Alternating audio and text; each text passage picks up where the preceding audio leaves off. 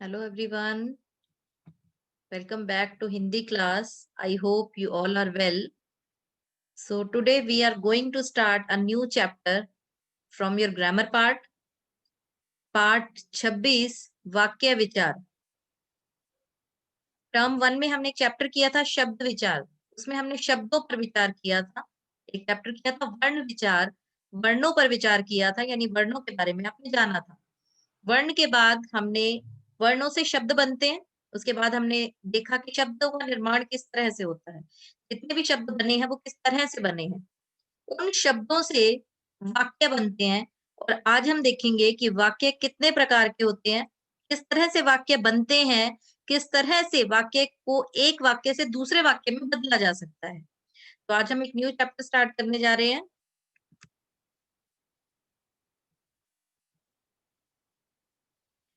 वाक्य पाठ का नाम है वाक्य विचार, पाठ 26 वाक्य विचार। वाक्य क्या है?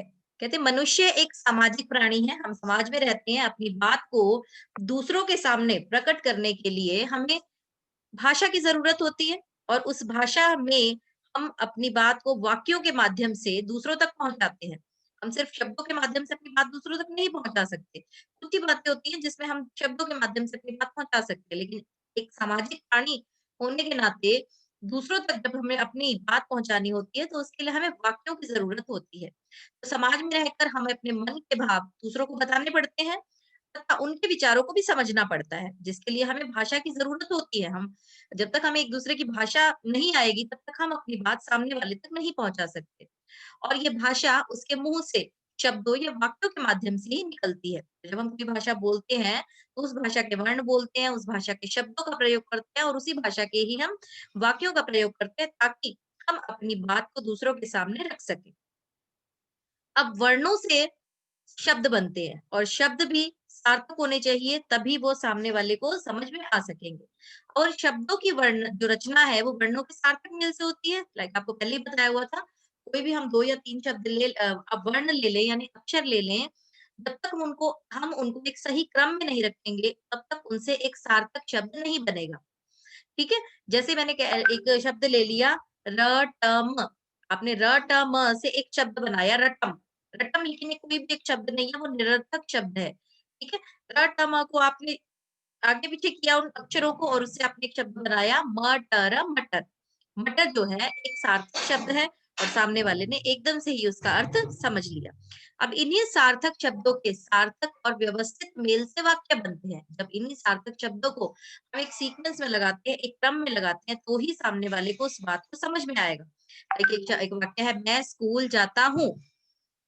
जब मैं इसके सारे शब्दों को अलट-पलट कर दूँगी, इनकी जगह से हिला दूँगी, हूँ, मैं जाता स्कूल, ठीक है? सिंपल से वाक्य होंगे तो आपको समझ में आ जाएँगे। लेकिन कई जो होते हैं जो डिफिकल्ट होंगे सेंटेंसेस, हर एक बात को हम इस तरह से उल्टे-पुल्टे करके शब्दों को हम सामने वाले तक नहीं समझा सकते।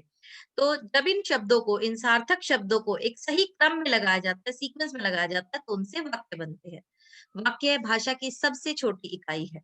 वैसे भाषा की सबसे छोटी इकाई वर्ण है, लेकिन अपनी बात को सामने वाले तक पहुंचाने के लिए हम वाक्यों का सहारा लेते हैं। वाक्यों से आपके पैराग्राफ्स बनते हैं, पैराग्राफ से आपके पूरे चैप्टर, स्टोरी, है ना? इस तरह से। तो जिनके द्वारा वाक्य भाषा की सबसे छोटी इकाई है, जिनके द्वारा लिखने या बोलने वाले के मन का आशय समझ में आ जाता है कि लिखने वाला या बोलने वाला कहना क्या चाहता है। इस तरह हम कह सकते हैं कि मनुष्य के विचारों को व्यक्त करने वाला शब्द समूह जो व्यवस्थित हो, व्यवस्था में हो, यानी एक सीक्वेंस में हो, अरेंजमेंट उसका बिल्कुल सही हो, तथा पूर्ण हो, पूर्ण आशय प्रकट कर सके, पूर्ण आशय यानी सही मतलब स्पष्ट कर सके, उसे हम वाक्य कहते हैं। आगे अब इस वाक्य को बचे अलग-अलग तरह से भेदों में बाँटा गया है। लाइक अगर हम देखें कि वाक्य को 2 भागों में बाँटा गया है, अर्थ के आधार पर वाक्य के अलग भेद है, और रचना के आधार पर अलग। अभी आपके क्लास 8 में है आप लोग, आपके सिलेबस के अंदर जो है अर्थ के आधार पर भी है और रचना के आधार पर भी वाक्य के दोनों भेद है। लेकिन अगर हम बात करें क्लास 9th में, जब आप क्लास 9 में हो जाएँगे, तो क्लास 9th में आपके पास दोनों के अलग-अलग भेद हो जाएँगे। लाइक क्लास 9 में आपके पास आते ही 9 में आते ही आपके पास वाक्य विचार के जो 2 भेद हैं, अर्थ के आधार पर और रचना के आधार पर। तो अर्थ के आधार पर जो भेद है वो क्लास 9 में है, और रचना के आधार पर जो वाक्यों का वर्गीकरण है वो है क्लास 10 में। तो अभी आपको क्लास 8 में थोड़ा-सा एक्सप्लेनेशन थोड़ी-सी कम होगी, बट काफ़ी हद तक आप लोगों को ये चैप्टर यहीं पे क्लास 8 में बहुत अच्छे से समझ आ जाएगा। तो अब वाक्य के जो 2 भेद है, पहला है अर्थ के आधार पर, यानी कि वाक्य का जो अर्थ है, उसको हम वाक्य को पढ़कर उसके अर्थ को समझकर हम वाक्यों को कितने भागों में बाँट सकते हैं। और दूसरा है रचना, रचना होती है बच्चे किसी भी चीज़ की बनावट, कि वाक्य जो है बने किस तरह से है, और बनावट के आधार पर, उसकी रचना के आधार पर वाक्य के अलग भेद है। तो सबसे पहले हम स्टार्ट करते हैं अर्थ के आधार पर वाक्य के भेद। अर्थ के आधार पर वाक्य निम्नलिखित 8 प्रकार के होते हैं। यानी हमने वाक्य को पढ़ना है, उसको समझना है, उसका अर्थ क्या है, किस तरह का वाक्य है, और उसके आधार पर हम उसको अलग-अलग तरह से अलग-अलग भागों में बाँट सकते हैं। पहला है विधानवाचक वाक्य। विधान मतलब सामान्य एक बात जिसमें कही गई हो, जिन वाक्यों में किसी भी कार्य, किसी भी वस्तु या स्थिति के करने या होने का सामान्य कथन होता है। बड़ी एक सिंपल सी बात की जा रही है, सरल सा जैसे हम कह सकते हैं, उन्हें हम विधानवाचक वाक्य कहते हैं। बिल्कुल जनरल सी बात है।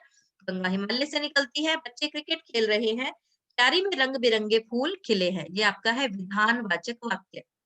सेकंड है निषेधवाचक वाक्य। निषेध यानी ना, नहीं के रूप में जो शब्द होते हैं, जिसमें हमें किसी बात के लिए मना की जाए, है ना? ना के अर्थ में जो वाक्य, जिस वाक्यों के अंदर हमें नेगेटिव बात दिखाई दे रही है, यानी नेगेटिव यानी काम के ना होने का, मतलब काम के करने का निषेध, यानी काम को ना करने की बात की जा रही है। जैसे जिन वाक्यों में किसी कार्य या बात के करने या होने का निषेध, निषेध का मतलब दोबारा से देख लीजिए, नहीं के रूप में, उन्हें निषेधवाचक कहते हैं।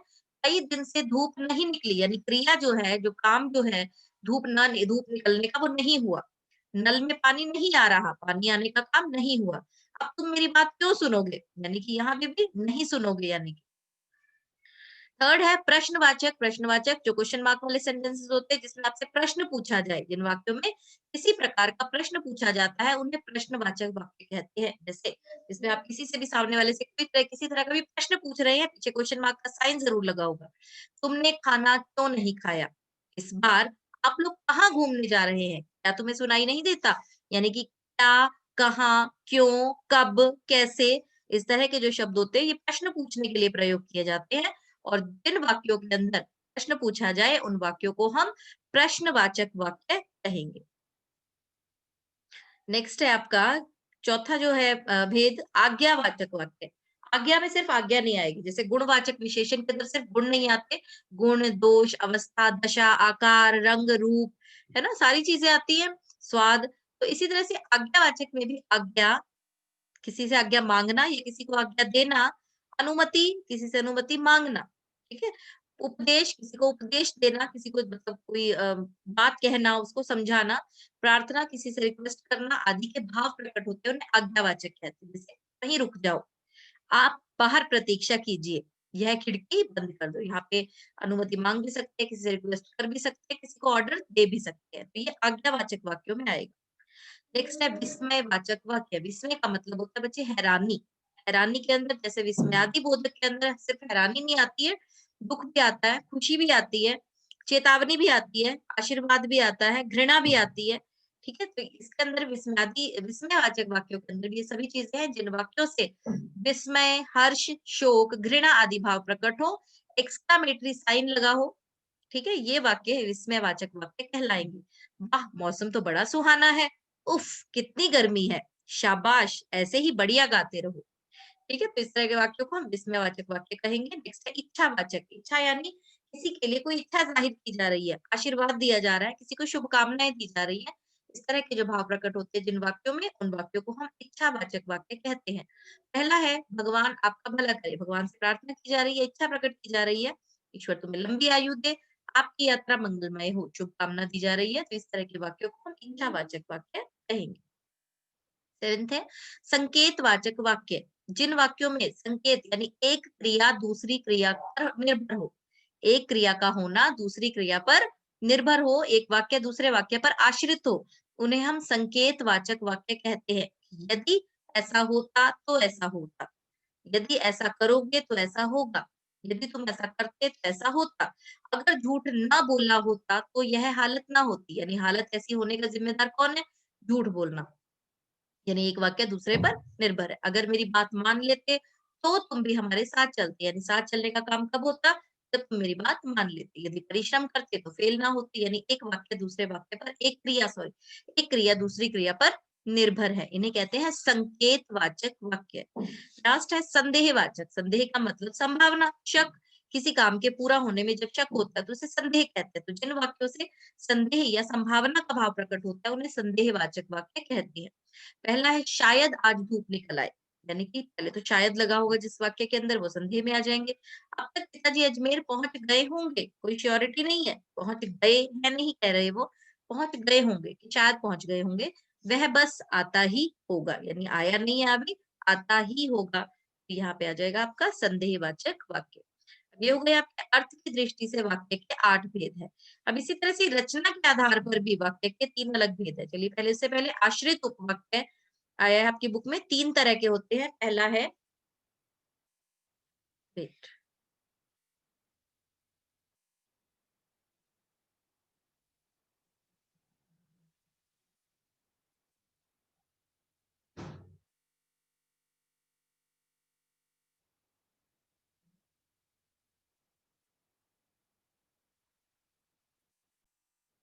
हाँ जी, सेकंड है आपका रचना के आधार पर वाक्य के भेद। रचना के आधार पर वाक्य के 3 भेद होते हैं। पहला है सरल वाक्य, दूसरा है संयुक्त वाक्य और तीसरा है मिश्र वाक्य। सरल वाक्य कौन से हैं? वे वाक्य जिनका केवल एक उद्देश्य और एक विधेय होता है, उन्हें हम सरल वाक्य कहते हैं। उद्देश्य और विधेय, यानी इंग्लिश में आपने किए होंगे सबने सब्जेक्ट एंड प्रेडिकेट, यानी वे वाक्य है जिनमें एक उद्देश्य है और एक विधेय, उन्हें हम सरल वाक्य कहते हैं। जैसे मोहन पतंग उड़ा रहा है, यानी वाक्य उद्देश्य कौन है? काम को करने वाला, ठीक है, जिसके बारे में बात हो रही है वो उद्देश्य होता है। और उद्देश्य के बारे में जो बात हो रही है उसे हम विधेय कहते हैं। यानी कि इस वाक्य में मोहन पतंग उड़ा रहा है, किसके बारे में बात हो रही है? मोहन के बारे में। और क्या बात हो रही है? कि वो पतंग उड़ा रहा है, तो पतंग उड़ा रहा है विधेय। सेकंड है बच्चे मैदान में खेल रहे हैं, किसके बारे में बात हो रही है? बच्चों के बारे में। तो बच्चे जो है उद्देश्य और मैदान में खेल रहे हैं विधेय। ठीक है, इस तरह से जिसके बारे में बात हो रही है वो उद्देश्य है और बाकी जो है विधेय। तो सरल वाक्य जिन वाक्यों में एक उद्देश्य है और एक ही विधेय है, उन्हें हम सरल वाक्य कहते हैं। पहला है वर्षा हो रही है, यहाँ पे उद्देश्य क्या है? वर्षा, ठीक है, और विधेय जिस क्या बात हो रही है वर्षा के बारे में, कि वो हो रही है, कि बारिश हो रही है। बच्चे मैदान में खेल रहे हैं, बच्चे उद्देश्य है और बाकी विधेय। यानी सरल वाक्य जिसमें एक ही बात कही जा रही है, सिंपल सा एक वाक्य, उन्हें हम सरल वाक्य कहते हैं। जैसे रविवार को भी हम पढ़ेंगे, बात किसके बारे में हो रही है? हमारे बारे में, कि हम रविवार को भी पढ़ेंगे। तो रविवार को भी हम उद्देश्य है और हम क्या करेंगे? हमारे बारे में बात क्या हो रही है? कि पढ़ेंगे। वह फलों के लिए बाजार गया, बात हो रही है वह के बारे में, तो वह उद्देश्य है और फलों के लिए बाजार गया विधेय। राम खाना खाकर सो गया, बात राम के बारे में हो रही है, राम उद्देश्य है और खाना खाकर सो गया विधेय। तो ये है आपके सरल वाक्य। उसके बाद है आपका संयुक्त वाक्य। संयुक्त वाक्य कौन से होते हैं? वे वाक्य जो दो या दो से अधिक स्वतंत्र उपवाक्यों से या किसी समुच्चय बोधक अव्यय से जुड़े हों। समुच्चय बोधक आपने इससे पहले लेक्चर में भी किया है। समुच्चय बोधक यानी आपकी कंजंक्शन, एक ऐसा अव्यय अव्यय जो दो या दो शब्दों, दो शब्दांश वाक्यांशों या दो वाक्यों को जोड़ने का काम करता है, उसे हम समुच्चय बोधक कहते हैं। यानी ऐसे दो वाक्य स्वतंत्र उपवाक्य जो किसी एक अव्यय से जुड़े होते हैं, किसी एक समुच्चय बोधक से जुड़े होते हैं, हमेशा याद रखेंगे। और वो समुच्चय बोधक हो सकता है और, या, इसलिए, ठीक है। अतः, तो माँ बाजार गई और सब्जियां लेकर आई, इन दो उपवाक्यों को किससे जोड़ा? माँ बाजार गई एक वाक्य, दूसरा सब्जियां लेकर आई दूसरा, इन दोनों को और ने जोड़ा। आप खाना खाएं और आराम करें, ठीक है। आप चाय पिएंगे डैश कॉफी या कॉफी। राम बीमार है इसलिए स्कूल नहीं आया। विद्यार्थी परिश्रमी होता है तो अवश्य सफल होता है। यदि कोई विद्यार्थी परिश्रमी है तो वो अवश्य सफल होता है। सोमवार को हड़ताल है अतः बाजार बंद रहेगा, ठीक है। तो संयुक्त वाक्य की पहचान है दो उपवाक्यों के बीच समानाधिकरण संबंध। और समानाधिकरण यानी एक जो विषय है उसी के ऊपर बात हो रही है, दोनों वाक्य एक जैसी स्थितियां हैं, कि स्थिति अगर हड़ताल है तो ही बाजार बंद रहेगा, ऑपोजिट नहीं हो सकती दो बातें। तो ठीक है, परिश्रमी है इसलिए सफल होगा, ठीक है, परिश्रम करता है तो सफल होते हैं, ठीक है, बीमार है इस वजह से स्कूल नहीं आया, ठीक है। उसके बाद है खाना खाएं आराम करें, बाजार गई और सब्जियां लेकर, ऑपोजिट बात नहीं होगी, एक दूसरे से समानाधिकरण स्थितियां होंगी, एक जैसी स्थितियां होंगी इसमें। इसके बाद है आपका मिश्रित वाक्य। अब मिश्रित वाक्य में क्या है, जिस वाक्य में एक मुख्य उपवाक्य है और दूसरा उपवाक्य जो है उस पर आश्रित है, डिपेंड है, दूसरा आश्रित उपवाक्य है, उसे हम मिश्र वाक्य कहते हैं।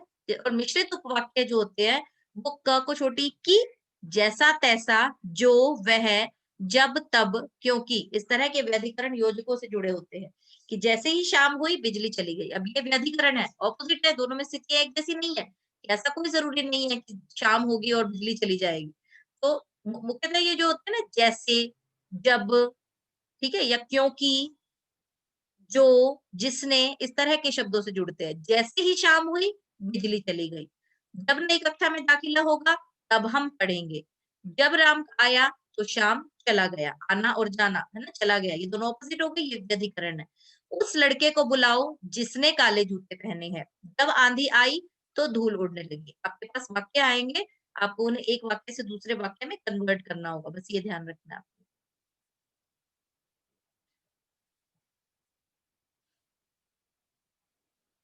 जैसे अब ये देखिए, ये सारे जो है ये मिश्रित उपवाक्य है, मिश्रित वाक्य। मैं चाहता हूँ, क्योंकि ये की से जुड़े होते हैं, क को छोटी, मैं चाहता हूँ कि तुम डॉक्टर बनो। राम को विश्वास है कि शाम होली पर जरूर आएगा। ऐसा लगता है कि महंगाई कम नहीं होगी। तो ये की वाले हो गए। जैसे उन अंकल को बुलाओ जिनके हाथ में बैग है, उन और जिनके। वह साइकिल कहाँ है जिससे आप कल घर आए थे, ठीक है। जिसे आप ढूंढ रहे हो वह तो चला गया। वह आम कौन सा है जो दशहरी है। हाँ जी, अब आपकी जो बुक में है उससे देखते हैं थोड़े से।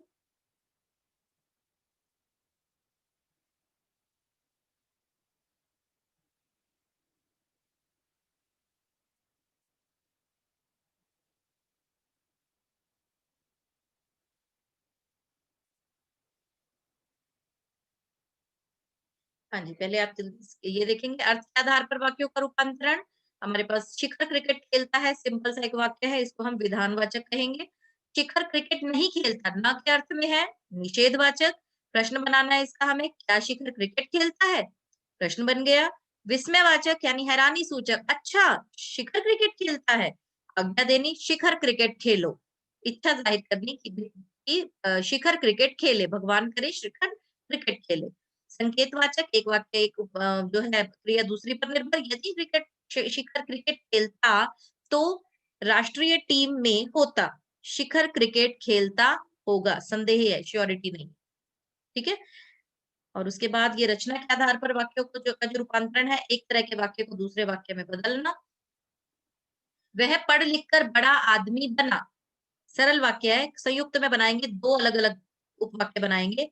वह पढ़ा लिखा और बड़ा आदमी बना, संयुक्त वाक्य किसी एक समुच्चय बोधक से जुड़े होते हैं, तो याद रखेंगे। और इसलिए, या, तो सबूत ढूंढने के लिए वह वहीं छिप गया, उसे सबूत ढूंढने थे इसलिए वह वहीं छिप गया।